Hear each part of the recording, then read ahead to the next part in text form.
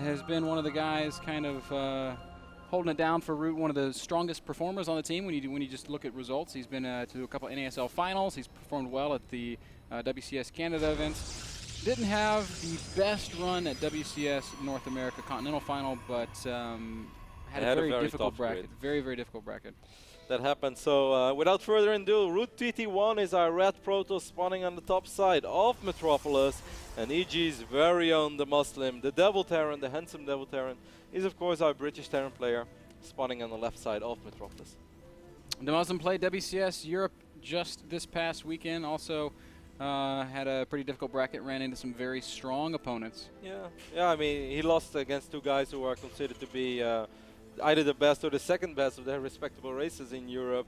Of course, talking about Nurcho in the loser bracket, Nastefano is the best. There can never be any question about that again, at least for a little while. But he also lost against Mana in the first round. That was a 2-1 defeat though, so still pretty close. And DeMusLiM had the same terrible traveling schedule as Stefano. Now, everyone takes that different as well. It didn't influence Stefano apparently, but I can imagine that for someone like Ben, might have had a bigger impact on him. Now, Metropolis is the map. Kev, I've not seen that many TVPs on Metropolis, but the ones that I do sit down for often go very long. We often see big macro games in this matchup. Why is that? What about Metropolis lends itself to late gameplay? It's very easy to take your natural, and going up to 3 bases is not that hard either. But on the other hand, there's a lot of airspace, man, so that also allows it for medevacs to start dropping around and makes it a lot easier. Makes it a little bit tougher for Protoss players, because you know on some maps you put one High Templar at the edge and you basically cover your entire base. In this map you have to worry about all this area, so 1 or 2 High Templars or 1 or 2 cannons are not going to be enough.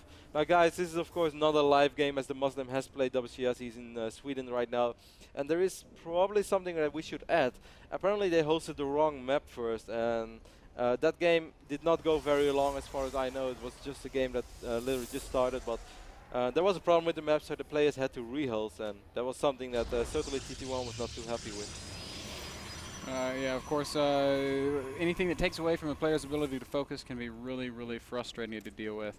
And well, it's just something that we sometimes have to cope with, certainly when you're dealing with online tournaments and things like this.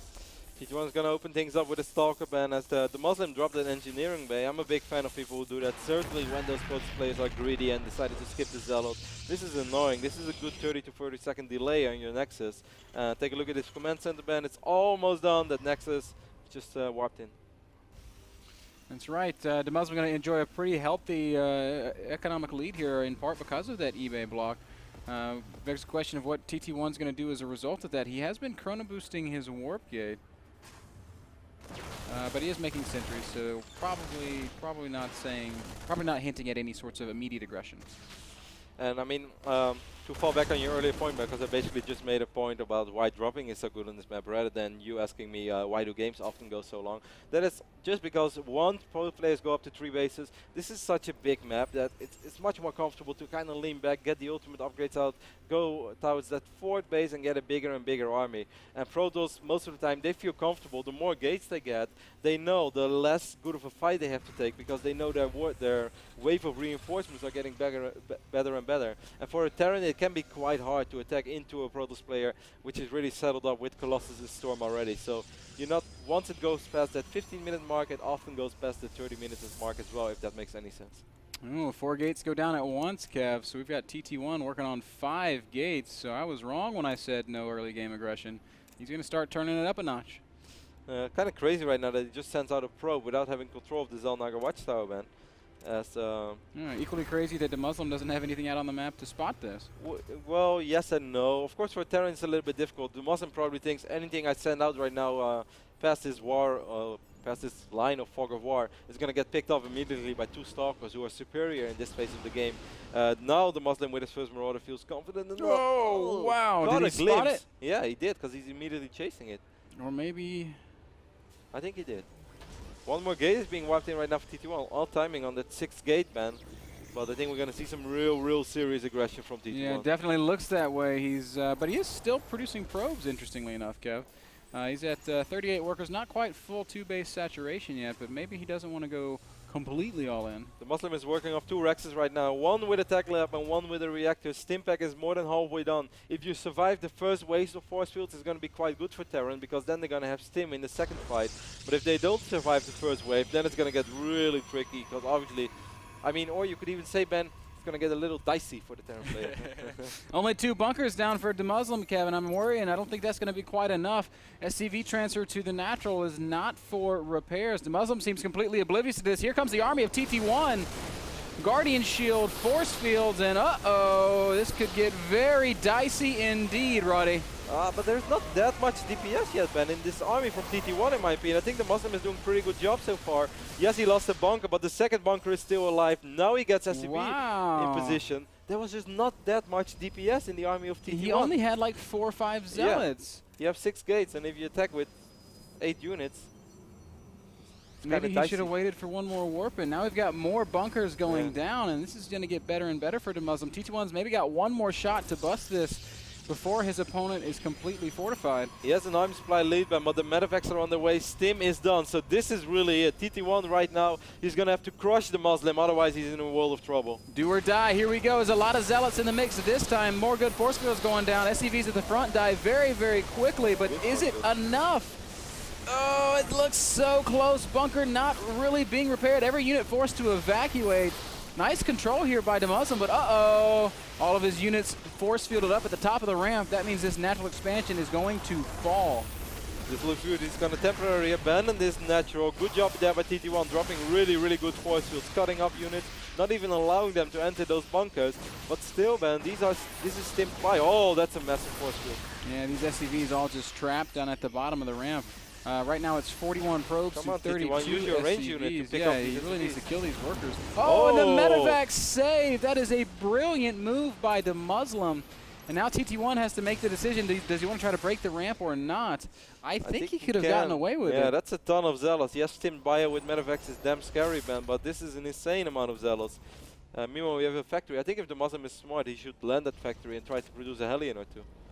TT1 is going to go for it, Kev. He just wanted one more warp in of Stalkers, and now DeMusLiM's going to have to really micro this well. A couple of Zealots going to try to make their way over to the middle line. SCV's being pulled immediately. There's the big stem. Nice force fields by TT1, but the Zealots not involved in the fight at all. Hold position on the SCVs, complicating things as well. And the Marine Marauder just chewing through the army of TT1, and DeMusLiM's going to hold. For now. Of course, he's still mining from one baseband, and only 20 SCVs remain, so yes, this fight definitely went quite okay for DeMusLiM, but he's still in a little bit of trouble. I think the moment he has 1 or 2 more medevacs, Ben, he's immediately going to try to make the decision to at least send out 1 medevac to deal some damage on the other side, because he knows the longer he's just going to stand in his main base, the worse it's going to get for him. He's even going to do it right now already. He's going to try to bust out, but it's going to be so hard with sentries down at the bottom of that ramp. It means he's basically got to load up if he wants to leave. Load up sentries in the front? Oh, again, TT1's going to try to make something happen. Walks right at the ramp. More good force fields going down. Still, the Zealots not really getting involved in the fighting. Finally, they managed to trickle in. More force field going down. And actually, you know, I think TT1 just has... Well, Ben, this is close. There is a medevac entering the main base of TT1. TT1 is losing so many units over here in the main base. I think DeMusLiM is going to hold. And this counter drop. Huge counter drop in the main base. And as you said, Kevin, DeMusLiM does hold, but he holds with only 6 SC. TT1 GG's. Oh no, TT1 maybe not realizing the amount of damage that he had dealt. I think the bigger problem that he was worried about, Ben, is that he never felt he was going to be able to kill 8 Stim Marines in his main base. What a remarkable hold by DeMusLiM. And what a ballsy decision. I've said it. I actually thought that he was going to wait for 1 more medevac, because to only leave 1 medevac in your main base when there are so many gateway units out there, that's a crazy decision. You need some big cojones for that, and DeMusLiM showing that he has sick hold. Man, what a comeback by DeMusLiM. That was very, very impressive. And of course, if we back up a little bit and look at the state of the game, when TT1 did tap out, he only had 8 army supply, which is not enough to deal with those Stim Marines. So that was not an early GG at all. He was dead, and DeMusLiM showing some just brilliant play. DeMusLiM being down 30 workers, being down 50 supply, and basically being stuck in between brackets, stuck on one base because there were force fields on the ground.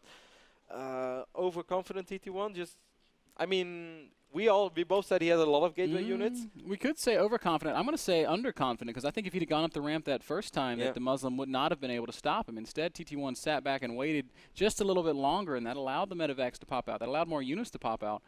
I felt the biggest problem was also that he kind of brought in the sentries in the front, so all the sentries died pretty quick. That meant no more Guardian Shield, so those Marines did very well. Still, I think a great hold by DeMusLiM. Ben, game number 2 is going to be played on your favorite map. It's going to be on Ohana, but before that, we have to thank Epson for sponsoring that first game, and we have to take a very short break. Don't go anywhere, guys. Game number 2, DeMusLiM TT1, when we get back.